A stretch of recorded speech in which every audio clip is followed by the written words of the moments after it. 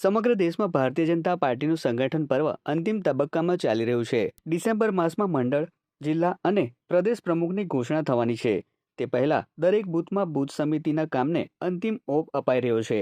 ત્યારે આજરોજ ભરૂચ શહેરના ભોલાવ વિસ્તારમાં આવેલ નારાયણકુંજ વિહાર એક્સટેન્શન સોસાયટીમાં ભાજપના બૂથ નંબર 53ની બૂથ સમિતિનું ગઠન કરવામાં આવ્યું હતું અને તેના અધ્યક્ષ તરીકે દીપિકાબેન રાજની વરણી કરવામાં આવી હતી.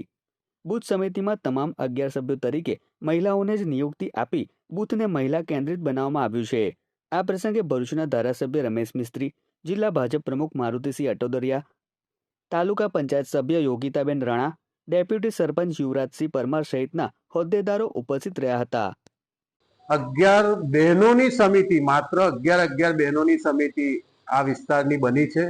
એ ખૂબ સરાહનીય છે, અભિનંદનને પાત્ર છે.